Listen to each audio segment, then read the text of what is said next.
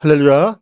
오늘 예배에 오신 우리 성도님들 주님의 이름으로 환영합니다. 오늘 창세기 2장 18절에서 25절까지의 말씀으로 하나님이 만드신 가정을 하나님께서 창조하셨습니다. 창조하시고 만드셨어요. 그래서 이 제목으로 말씀을 함께 상고하고자 합니다. 우리 예성이 기도 너무 잘했죠? 기도 잘했는데 좋은 가정 주심에 감사해요. 좋은 가정이라 생각해 주셔서. 여러분 참 좋은 가정이란 무엇일까 늘 생각하고 그죠?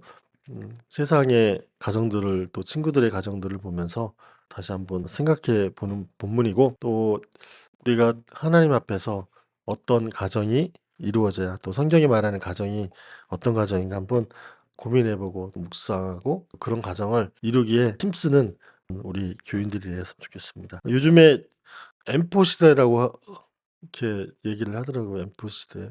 3포 시대, 5포 시대, 7포 시대, 9포 시대 이젠 그걸 넘어서 엠포 시대 뭐 이렇게 말을 하는 거를 위키백과 보니까 있더라고요. 3포는 연애, 결혼, 출산, 포기.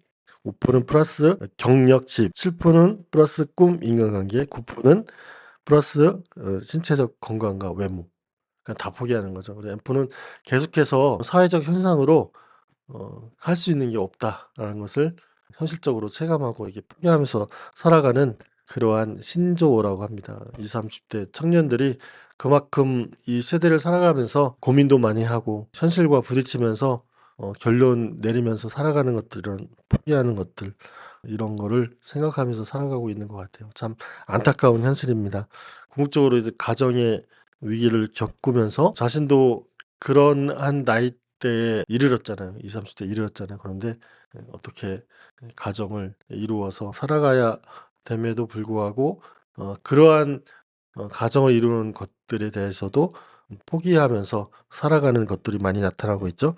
자 또한 가정이 있는데도 요즘 살아가는데 이혼율이 굉장히 많죠. 특히 황혼 이혼이 계속해서 급증하고 있다고 합니다. 그래서 남자가 세대를 잘 분편하고 나이가 들면은 정말 사모님을 깍듯이 모시고 살아가야 되는데 아직도 그렇지 못한 남자들이 있는 것 같아요. 저는 잘하고 있나 잘 모르겠지만 항상 사모님 앞에서 무릎 꿇고 그렇게 하면서 살아가야지 말년에 고생 안 하고 살아갈 수 있다는 것이죠. 자 황혼 이혼이 급증하는 이유는 참다 아이들 다 결혼시키고 나서 '이제는 나를 찾아 떠나는 삶을 살아야겠다.' 하고선 그런 동의로 많이 하고 있다고 그럽니다. 또 요즘에는 동성애 문제도 많이 있고 동성 결혼도 있고 동거 문화도 되게 많이 있고 그런 것들이 많이 있는 것 같아요. TV 예능 프로 보면은 나 혼자 산자 있죠. 그죠? 미운 우리 새끼 뭐 이런 거 보면은 그 혼자 사는 것에 대해서 다큐를 하면서 미화시키기도 하고 혼자도 잘 산다 그런 것도 내비치면서 '그래도 결혼을 해야지.' 뭐 이런 마음도 갖고 있는 사람도 있을 것 같고 미우새도 보면서 굉장히 그 나이가 들어가면서 결혼 정년기를 놓치면서 혼자 살아가는 모습들을 이렇게 다큐멘터리로 이렇게 보여주는 것 같아요. 그 돌싱 포맨 같은 거는 이혼한 가정들 남자들 4명 모여서 이렇게 예능 프로그램을 이어가고 있는데 이 전반적인 모든 것들이 옛날에는 없던 예능 프로그램이었죠. 이런 것들이 나타나면서 사회 전반적인 현상이고 그런 것들을 TV로 보여주면서 우리가 또한 교회가 또 어떻게 역할을 감당해야 될까 고민하는 문제들이 많이 있는 것 같습니다. 자 오늘은 성경 속에서 가정은 누가 제정했는가. 오늘 본문을 보니까 가정은 하나님께서 만드셨죠. 하나님께서 제정하셨습니다. 라는 것을 본문을 통해서 말씀하고 있죠. 하나님께서 인간에게 준 선물 중에 가장 큰 것 중에 하나가 바로 가정입니다. 따라서 하나님께서 의도하셨던 이 가정, 이 최초의 가정에 하나님께서 원하셨던 그 원칙대로 살아간다면은 우리 가정은 그리스도 안에서 복된 가정이 될 것입니다. 그러나 하나님이 없는 가정, 하나님이 임재하시지 않는 가정, 그런 가정이 되는 그 순간 가정에 불화가 생기고 너무나도 힘든 가정이 되겠죠. 믿음의 가정이 안 되면 또 신학적으로 동일한 신앙을 갖고 있지 않으면은 가정이 힘들어지고 극기가 깨지는 현상들을 우리가 많이 볼 수가 있습니다. 그렇다면 하나님은 가정을 왜 만드셨을까? 하나님은 가정을 왜 만드셨을까? 첫 번째로 보니까 사람이 혼자 사는 것이 좋지 않았다. 그래서 돕는 배필을 지으셨다라고 18절에 말씀하고 있죠. 18절 보면은 우리 다 함께 한번 읽겠습니다. 18절 여호와 하나님이 이르시되 사람이 혼자 사는 것이 좋지 아니하니 내가 그를 위하여 돕는 배필을 지으리라. 어. 1장 26절 27절 보면은 하나님께서 남자 여자를 창조하셨다고 하셨는데 첫 번째 창조하신 것이 남자예요. 그죠? 6일 날 동물을 창조하시고 지난주에 아담의 창조 과정을 보았죠. 흙으로 어 사람을 이렇게 빚으시고 그 코에 생기를 불어넣었더니 생명이 됐다고 했습니다. 아담을 창조하셨어요. 아담에게 특명을 내리셨죠. 에덴 동산에 살도록 하시며 특명을 내리셨어요. 혼자 있을 때. 혼자 살았어요. 그때는 여자가 없었어. 그래서 아담이 하나님이 지으신 동물들을 새들을 이렇게 아담에게 딱 이끌어 주셔요. 아담이 어떡하나 보려고. 그래서 아담이 이름을 다 지으시죠. 19절 20절 보면은 아담이 모든 가축과 공중의 새와 들의 모든 짐승에게 이름을 주니라라고 기록이 되어 있습니다. 하나님이 아담에게 주신 첫 번째 선물이 동물이에요. 동물에게 이름 주신, 그러니까 다스리고 관리하도록 하나님께서 아담에게 말씀하셨는데 첫 번째로 동물의 이름을 짓는 것을 볼 수가 있죠. 여러분, 이름 짓는 게 쉽지 않잖아요. 뭐래도 제목을 짓든지 이름을 짓는 게 너무 힘들어요. 저 아담 같은 경우는 하나님이 창조하신 게 엄청 많잖아요. 수천 종이 될 텐데 그것의 이름을 일일이 다 지었습니다. 특성 살려야죠. 막 관찰을 엄청 했을 거예요. 그런데 또 같은 이름을 지어서는 안 돼요. 여러분, 이 사자 짓고 호랑이한테 또 사자라고 지을 수는 없잖아요. 근데 또 정말 사자 하면 정말 사자같이 보여요. 쥐 하면 쥐같이 보여요. 사자 하면 왠지 사자를 사자 하고 막 무섭게 표현해야 될 것 같고, 쥐 하면 쥐쥐쥐 이렇게 찍찍하면서 되는 것 같아요. 토끼 하면 어떻게 해요? 토끼 하면서 우리는 깡총깡총 뛰잖아요. 이런 것들을 하면서 참 정말 잘 졌다. 우리가 한글로 이렇게 하니까 이렇게 하지, 영어로 하면 또 레빗 이렇게 했으려나? 잘 모르겠습니다. 아무튼 그렇게 이름을 지으면서 정말 최초의 사람의 아담이 굉장히 지혜로웠던 것 같아요. 하나님의 형상과 그 모양대로 지음을 받았잖아요. 그래서 굉장히 지혜롭고 똑똑하였다라는 것을 볼 수가 있죠. 창조적인 사고가 굉장히 또 뛰어났던 것 같아요. 왜? 하나님을 닮았으니까. 정말 이름 짓는 게 너무나도 어려운데 아담이 그냥 척척 해냅니다. 저는 우리 애들 3명의 이름 짓기도 막 엄청 고민했어요. 막 어떻게 지을까? 나기태. 예전에 얘기했죠. 놀림받았다고. 그 선생님 놀렸다고. 중학교 때 저녁 갔더니 선생님이 출석을 부렸더니 "나 기태요." 그러니까 애들이 막 웃어요. 막 별것도 아닌데 왜 저걸 농담을 했을까? 아재 개그도 아닌 것 같은데. 그래서 "나는 애기 낳으면은 이름 잘 질 거야." 그래서 이름을 정말 기도하면서 성경적으로 이렇게 졌는데 그래도 놀림을 받았죠. "나씨가 힘들어. 나씨가 힘들어." 야, 정말 오늘 짧으니까 유재석이 하는 그런 그 프로그램인데 그 엠빅스 오회원 있잖아요. 별명이 뭘까요? 오회원인데 500원이래요. 이름 갖다가 놀림을 참 많이 받아요. 설륜도 있어요. 설륜은 처음에 설레임으로 하더라고, 설레임. 이건 좋잖아, 설레임. 근데 두 번째가 설거지. 이름 갖다가 그냥 발음 나는 대로 놀림을 많이 받죠. 심지어는 서른도 형님의 딸이냐고로 이렇게 사람들이 물어봤다고 합니다. 이름이 굉장히 중요해요. 그 사람의 특징이 나타나기 때문에. 저는 우리 아이들이 신앙에서 잘 컸으면 좋겠다라는 그런 바람에서 예지, 예준이, 예성이로 이렇게 줬는데 정말 하나님 은혜 베푸셔서 신앙적으로 잘해 줘서 너무나 감사하고 고맙다는 거죠. 하나님의 은혜입니다. 이렇게 이름을 짓다 보니 하나님께서 안쓰러워 보였나 봐요. 이렇게 다 동물은 다 암컷과 수컷을 다 하나님께서 창조하셨는데 사람은 일단 남자만 창조하셨잖아요. 그래서 하나님이 다 호부하셨는데, 그러니까 보시기에 너무 좋았는데 딱 보시니까 좀 마음이 좀 안타까우셨나 봐요. 사람이 혼자 사는 것이 좋지 아니하니.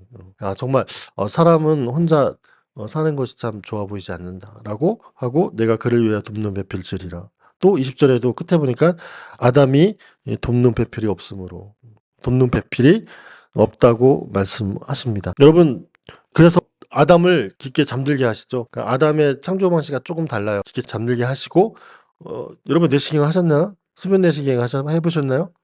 안 해보셨나요? 나중에 수면 내시경 한번 하면은 딱 꽂고선 그 마취제를 딱 투여하면은 그냥 탁 해서 탁 뜨면은 그게 끝난 거야. 그러니까 이런 느낌, 오늘날로 말하면 이런 느낌이겠지. 그러니까 깊게 잠들게 하신다는 거예요. 마취를 하신 거죠. 그리고 갈빗대 하나를 딱 취하고 살로 이렇게 막 채우시고 그다음에 어떻게 하십니까? 여호와 하나님이 아담에게서 취하신 그 갈빗대로 여자를 만드셨다고 합니다. 이렇게 만드셨어요. 그래서 원래 여자와 남자는 원래 한 몸이에요. 같은 갈빗대를 소유하고 있죠.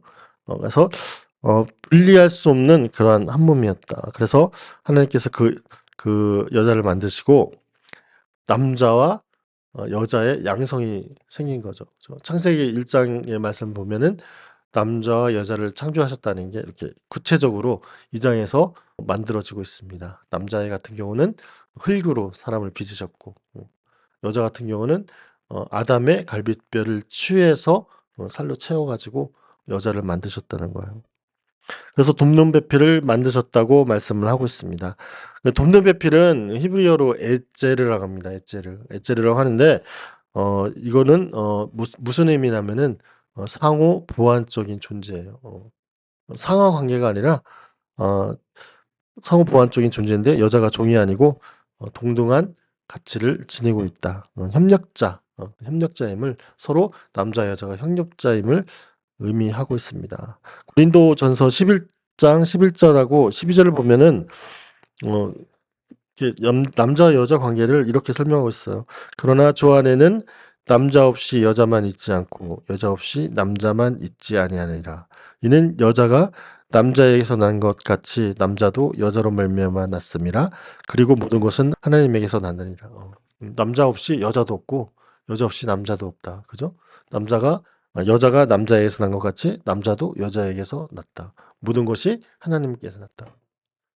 하나님이 기준이 돼 가지고 남자 여자가 창조가 됐잖아요. 그래서 하나의 우월을 가지고 하나님께서 창조하신 것이 아니라 동등한 관계 속에서 서로 상호 협력하라고 보완하라고 이렇게 만드신 것이죠. 참 이번 설교를 준비하면서 되게 어려웠어요. 왜냐면 사회 현상도 있고 어떻게 해야지 어 이런 말씀이 계속 존재하는 가운데도 가정이 깨지는 경우도 있고 굉장히 어려운 경우도 많잖아요. 그래서 '야 이 설교를 조선시대에 했으면은 어떻게 됐을까?' 조선시대는 완전히 어 그 권력의 서열이 있고 남편이 신부에 대해서 그 여자에 대해서 아내에 대해서 막 대하는 그런 시대였잖아요. 그래서 그때면 어땠을까라는 생각도 들고 아무튼 뭐 굉장히 막 어려운 시대에 살고 있는데 요즘 시대뿐 아니라 어 굉장히 예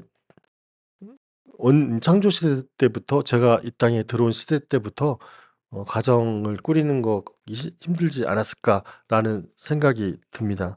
왜냐면은 음 우리가 보면은 그 인간에 대해서 남녀 양성을 만드시고 하나님의 사람들이 하나님의 그리스도 안에 있는 남자가 그리스도 안에 있는 여인과 사랑해서 결혼을 하는 게 원칙이잖아요. 근데 그렇지 못한 것들이 많이 나타나고 있죠. 로마서 1장 26 절에서 17절 보면은 창조의 원리에 위배되는 그런 동성에 대해서 이렇게 말을 하고 있습니다. 이 때문에 하나님께서 그들을 부끄러운 욕심에 내버려 두셨으니 곧 그들의 여자들도 순리대로 쓸 것을 받고 영리를 쓰며 그와 같이 남자들도 순리대로 여자 쓰기를 버리고 서로 향하여 음욕이 부릴 듯하며 남자가 남자와 더불어 부끄러운 일을 행하며 그들의 그릇 때문에 상당한 보응을 그들 자신이 받았느니라. 순리는 뭐예요? 하나님의 창조 원리대로 남자와 여자가 이렇게 한 몸을 이루고 결혼 생활을 해야 됨에도 불구하고 남자와 남자끼리 또 여자와 여자끼리 하는 그러한 동성의 관계, 동성 결혼이 어 이미 유럽에서는 그 합법화돼서 진행하고 미국에서는 주마다 좀 법이 다르지만 지금 트럼프 대통령에 의해서 지금 정리되고 있는 상황이고 우리나라에서는 계속 동성애에 대한 일이 입법화되려고 꿈틀꿈틀하고 있는 그런 상황들이에요. 그래서 이런 것들이 동성애에 관한 것들이 오늘날에만 이렇게 대두된 게 아니라 쭉 거슬러 올라가면은 그 계속 시대마다 다 있었어요. 소돔과 고모라 시대도 있었죠. 자 그러면 노아 시대 때는 있었을까요? 없었을까요? 그때도 다 있었겠죠. 원인이 뭐냐면은 하나님의 사람들이 사람의 딸들을 보고 아름다움을 보고 이렇게 추하했다는 그런 말씀이 창세기 6 장에 나타납니다. 하나님의 사람들이 세상의 딸들로 보고 여러분 믿지 않는 가정과 결혼을 하면은 너무나도 힘들어요. 그냥 단순히 외적인 것만 보고 결혼을 한다면은 굉장한 각오와 결단을 하고 들어가 살아야 돼요. 그 가정을 쉬운 말로 "나는 성교회에서 들어갔어요."라고 말을 하면서 결혼을 하지만 실제적으로 선교를 당하죠. 그죠? 그 집안에 예 종교 무교면 무교, 불교면 불교 선교를 당해요. 왜? 일대 다수기 때문에 쉽지가 않습니다. 보통 믿음이 아니면은 믿지 않는 가정에 가서 그 가정을 믿음으로 구원을 얻도록 하는 것은 쉽지 않는 일들임을 이미 성경에서 증명하고 있어요. 그래서 믿는 집안끼리 결혼하는 게 믿는 사람끼리 결혼하는 게 신앙의 보존과 또한 하나님께서 기쁘게 이루시는 가정을 만들기 위해 굉장히 중요하다는 것을 우리가 볼 수가 있습니다.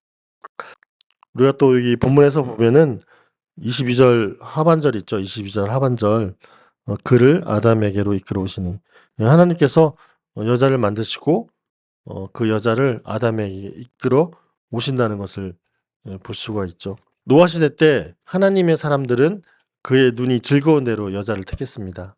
아름다움을 보고 그의 겉모습을 보고 외적인 것을 보고 이렇게 여자를 택했죠. 그래서 계속해서 문제가 일어나는 거예요. 우리가 배우자를 선택할 때 가정을 이루기 전에 배우자를 선택할 때 주의해야 할 점이 보이는 것이 다가 아니다라는 것을 여러분 기억하셔야 돼요. 하나님께서 그를 아담에게 이끌어 오시듯이 하나님 나의 배우자 이끌어 주시옵소서. 기도를 하시면서 준비해야 돼요. 그럼 결혼의 중매를 본문을 보니까 누가 서신 거예요? 결혼의 중매를 하나님께서 서시잖아요. 기도하시고 기다리시고 그러다가 "나이가 많이 먹으면 어떡하나요?" 라고 질문하신다면 어떡하실까요? 끝까지 기도하시기 바랍니다. 하나님께서 돕는 배필이 분명히 있을 거예요. 여러분의 갈빗대 하나가 어딘가 이렇게 돌아다니고 있습니다. 그것을 기억하시고 기도를 끝까지 하셨으면 좋겠어요. 여러분 제가 서울에서 부목사로 사역할 때 청년부를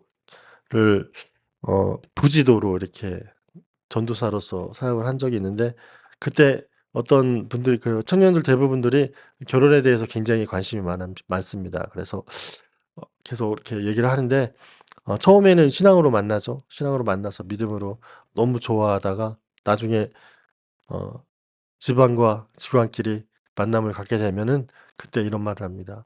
그때는 믿음도 다 필요 없어요. 다 외적인 외모와 또한 재력과 권력과 이런 걸 보고 그때 헤어집니다."라는 가슴 아픈 사연을 듣죠. 믿는 집안조차도 직분자도 다 필요 없습니다. 그때 되면은 결혼할 때 되면은 집안이 어떠느니 "네 아버지 뭐 하시노?" 이런 거 있잖아요. 재력과 이런 거를 보는 게 요즘 세대들이에요.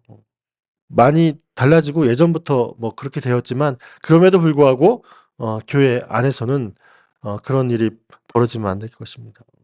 뭐 현실을 모른다고 비판할지 모르지만 하나님께서 원하시는 가정은 그런 게 아니에요. 하나님이 이끄시는 그 배우자와 결혼하는 것이죠. 저는 결혼할 때 학교 다닐 때 결혼했다고 했잖아요. 대학원 다닐 때 1차 논문, 2차 논문 발표하기 그 사이에 결혼했습니다. 근데 와이프는 그때 졸업하고 1년 차야 2년 차야? 하여튼 사회 초년생. "야 내가 좀만 더 늦게 하면 장가를 못 갈 것 같다." 그죠? 남자든 여자든 사회생활을 오래 하다 보면은 생각이 막 달라질 수 있기 때문에 '아 안 되겠다. 학교 다닐 때 나는 결혼해야겠다.'라고 해서 어 결혼을 할 수 있었던 것 같아요. 그때 마치 그 생각이 들어서 하나님 은혜예요. 근데 와이프의 눈이 국률이 저를 바라보게 하시고 어 저 같은 사람도 막 멋있다고 막 이렇게 따라다니시고 야 정말 기적이죠. 야 하나님께서 이끌어 주시니깐 저 같은 남자도 하나님께서 그 와이프의 눈과 마음을 열어 주셔 가지고 믿음의 눈으로 보게 하시더라고요. 기적입니다. 홍해 갈라지는 기적보다 더 큰 기적이 저의 결혼 생활에 있었는데 저를 왜 따라다니는지는 모르겠어요 솔직히. 좋다고 따라다니는데 막 참 기분이 좋았죠. '야 나 같은 사람도 여자가 있구나.' 그래서 결혼을 했습니다. 결혼해서 그렇게 살아가니까 여러분 희망을 가지시고 기도하시고 하나님께서 이끌어 주시면 이걸 믿으시고 기도해 주시기 바랍니다. 자, 두 번째로 보니까 결혼의 방식은 독립과 연합이에요. 독립의 방식과 연합의 방식이 결혼을 하는데 하나님께서 말씀하고 있는 부분이에요. 24절을 한번 다 함께 읽어볼까요? 24절 이러므로 남자가 부모를 떠나 그의 아내와 합하여 둘이 한 몸을 이룰지로다. 옛날 개혁 성경에는 그의 아내와 연합하여라고 나와 있습니다. 연합하여. 자, 첫 번째는 결혼을 하면은 독립을 해야 돼요. 부모로부터 독립을 해야 된다고 말씀하고 있는 거예요. 결혼의 의미는 첫 번째로 분리예요, 분리. 부모님을 남자도 떠나고 여자도 떠나는 거예요. 부모님한테 완전히 이렇게 쌩까라 뭐 이런 말이 아니고 부모님으로부터 그저 물리적인 독립과 정신적인 독립을 다 하라는 얘기예요. 서로 잘 지내야겠죠. 내 부모를 공경해야 되고 자식을 사랑해야 되고 이건 똑같은 건데 결혼을 하게 되면은 그런 그 집도 이렇게 독립을 하고 또 정신적으로도 성인으로서 이렇게 독립을 하는 그러한 일들이 있어야 되는 거예요. 관계의 단절이 아니라 그런 진정한 독립이 있어야 된다. 부모는 그 자식을 위해서 뭐 독립했지만 수많은 지원을 하고 있는 게 한국적인 현실이죠. 뭐 가진 게 있다면. 가진 게 없는 저희들 같은 사람은 많이 지원을 못 하지만 뭐 무슨 지원을 많이 하기를 원하고 그래서 상속의 문제도 있고 뭐 그런 문제도 있는 가정도 있는 것 같아요. 그리고 많은 그 자식들은 젊은이들은 부모와 독립을 했음에도 불구하고 굉장히 뭐 경제적으로 굉장히 도움을 받기를 원하죠. 사는 게 너무 힘드니까. 그럼에도 불구하고 우리는 서로의 그 독립된 가정으로서 이렇게 존중을 해 주면서 어 서로 도움의 관계는 계속 있어야겠지만 전적으로 다 도와준다든가 하는 그런 것들은 좀 어 이런 원리에서 보면은 좀 잘못된 것이라고 볼 수가 있습니다. 두 번째로 가정이 딱 이루어지면은 그 연합의 원리 합하여라는 합하여 둘이 한 몸을 이룰지니라라고 그 연합의 원리가 있어야 되는 것입니다. 합하여라는 말은 따바크라고 해요. 히브리어로 따바크라고 하는데 이게 어디에도 쓰였냐면은 룻기 1장 14절에도 쓰여 있습니다. 여러분 붙줬다라는 말 들어보셨죠? 나오미가 그 며느리들 두 명한테 "야 이젠 나 고향으로 돌아갈 거야. 너네는 네 갈 길 가." 하니까 룻이 이렇게 받죠. "나는 어 어머니를 어떻게 해요? 붙줬겠습니다."라고 말씀을 합니다. 이거예요. 딱 붙어 있는 거. 두 물체가 물리적으로 딱 붙어 있는 거. 그래 가지고 그냥 붙어서 그냥 하나예요, 하나. 하나라고 생각하면 되죠. 그래서 어 연합한다는 말은 이렇게 보기에도 이렇게 딱 붙어 있는 것처럼 보이고 또한 영적으로, 정신적으로, 정서적으로 이렇게 한 몸이 되는 것, 연합한다는 것을 어 그렇게 말을 하고 있습니다. 그래서 그리스도 안에서 남자와 여자가 결혼을 하면 그 결혼을 통해서 온전히 음 연합한다는 것을 한 몸이 된다는 것을 여러분 이 결혼은 하나님 나라의 작은 모델입니다. 이 가정을 통해서 하나님의 임재와 하나님의 통치하심과 하나님의 사랑이 이루어지는 것을 볼 수가 있고 궁극적으로 하나님 나라에 가면은 이 모든 것들이 기초가 돼서 그러한 삶을 살아간다는 것을 여러분 기억하시고 이 결혼을 통해서 가정을 이루신다면은 그것부터 하나님 나라가 될 수 있도록 하나님의 임재를 전제로 해서 우리가 믿음의 삶을 살아가야 한다는 것이죠. 그렇다면 그 가정에서 나타나는 그 현상, 그 또 원리 이런 것은 무엇이냐면은 사랑과 존경이에요. 25절을 보면은 25절을 우리 함께 읽겠습니다. 시작. 아담과 그의 아내 두 사람이 벌거벗었으나 부끄러워하지 아니하니라. 벌거벗으면 부끄러운 거잖아요. 근데 벌거벗었으나 부끄러워하지 아니하니라. 결혼 후에 남자와 여자의 관계가 이런 관계가 형성이 되는 거예요. 서로 벌거벗으나 부끄러워하지 않는 거, 느끼지도 않는 거. 제가 이 땅에 들어오기 전에 완전한 그러한 상태를 보여주고 있는 것입니다. 하나님의 창조 원리 안에 있는 결혼에서 남자와 여자의 관계는 서로에 대해서 완전한 사랑이 있는 것이죠. 그래서 서로에게 아무런 수치심이 있을 수가 없는 것입니다. 거룩하고 온전한 관계가 부부 관계에서 일어나는 것입니다. 이런 관계는 그리스도 안에서 서로를 사랑하고 존경하는 그런 대상이 돼야지 이루어질 수 있는 것이죠. 우리가 결혼할 때 결혼 본문으로 많이 하는 게 에베소서 5장 본문이에요. 그죠? 그래서 5장 21절부터 33절 보면은 그 본문이 나오죠. 부부의 관계가 교회의 관계처럼 이렇게 설명을 하고 있어요. 사도 바울이. 그리스도를 경외함으로 피차 복종하라. 그리스도께 그 말씀에 순종하는 것처럼 복종하는 것처럼 아내와 남편은 서로 그렇게 피차 복종하라고 말씀하고 있습니다. 그래서 복종하는 것이 남자와 여자의 그 뭔가 이렇게 어휘나 선택이나 이런 게 좀 달라요. 그래서 22절 보면은 아내들이여라고 말씀하고 자기 남편에게 복종하기를 죽게 하라 이렇게 말씀하세요. 아내들은 남편에게 어떻게 해요? 죽게 하듯 하라 이렇게 복종하는 것을 이렇게 말하고 25절 보면은 남편들아라고 말씀하시면서 아내 사랑하기를 그리스도께서 교회를 사랑하시고 그 교회를 위하여 자신을 주신 같이 하라. 어떤 것 같아요? 그 아내가 남편한테 복종하는 거하고 남편이 아내한테 복종하는 거하고 어떤 게 더 큰 것 같아요? 똑같은 것 같아요? 큰 것 같아요? 1번 아내가 더 크다. 2번 남편이 더 크다. 응? 3번 똑같다. 똑같다? 3번 똑같다. 3번 한 명. 1번, 2번. 찍어보세요. 똑같은 것 같으면서도 내가 읽기에는 남편이 더 많은 것 같아요. 왜냐하면은 아내들은 그 주님께 하듯이 이렇게 막 복종을 하면 되는데 남편들은 아내 사랑하기를 사랑을 하는데 어떻게 사랑하냐면은 그리스도께서 교회를 사랑하시고 그리스도를 위해서 자신을 주신 같이 하라. 목숨 걸고 사랑해야 돼요. 어. 여자들은 목숨 걸고 사랑 안 해도 되나? 아무튼 남편들은 말씀에 의하면은 목숨 걸고 사랑하는 거예요. 교회를 위해서 그리스도께서 십자가에서 죽고 부활하셨잖아요. 그것처럼 그 사랑으로 남편들은 아내를 사랑해야 됩니다.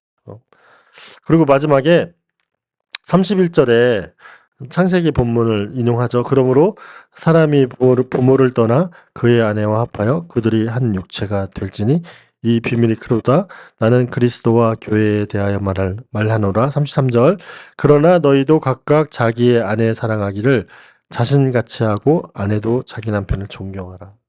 어쨌든 부부의 관계는 서로 존중하고 서로 사랑하는 거예요. 죽게 하듯 하는 거예요. 그러니까 그리스도 안에서 그렇게 피차 복종하는 것, 그런 관계가 부부의 관계예요.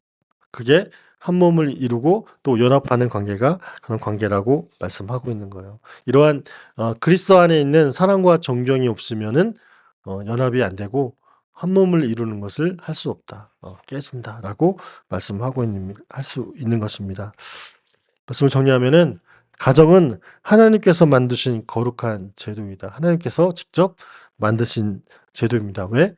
아담을 만드시고 하나님이 아담을 보시고 독처하는 것이 혼자 사는 것이 좋지 않게 보이셨기 때문에 하나님이 하하를 만드시고 둘이 같이 살게 하셨다는 것이죠. 그래서 우리는 예수 그리스도 안에서 참된 가정을 꾸려야 되는 것입니다. 꾸려야 되고 그래서 어떻게 하면 그 참된 가정을 꾸릴 수 있느냐? 돕는 배필이라는 것을 인정하고 주 안에서 남편과 아내 사랑하기를 그 사랑하심과 그리스도께서 우리를 사랑하신 것 같이 사랑과 존경의 예를 표하면서 사랑을 해야 되고 계속 어떠한 원리로 그런 사랑과 존경을 할 수 있냐라면은 에베소서 2장 16절 22절 이렇게 읽어 볼게요. 또 십자가로 이 둘을 한 몸으로 하나님과 화목하게 하려 하심이라 원수된 것을 십자가로 소멸하시고 너희도 성령 안에서 하나님이 거하실 초소가 되기 위하여 그리스도 예수 안에서 함께 지어져 가느니라.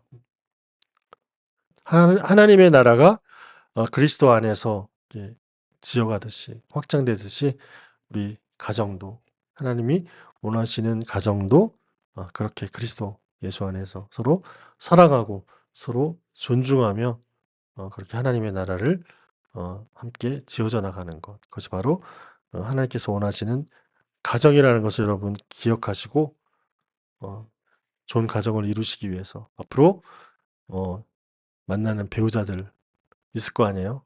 기도로 잘 준비하시고 외적인 거 보면은 힘들어요. 외적인 거 보면은 너무 힘들어요. 저는 사실 외적인 거 봤어요. 그래서 와이프가 너무 아름다운데 감사한데 아무튼 신앙이 있었으니까 그다음에 보였겠죠.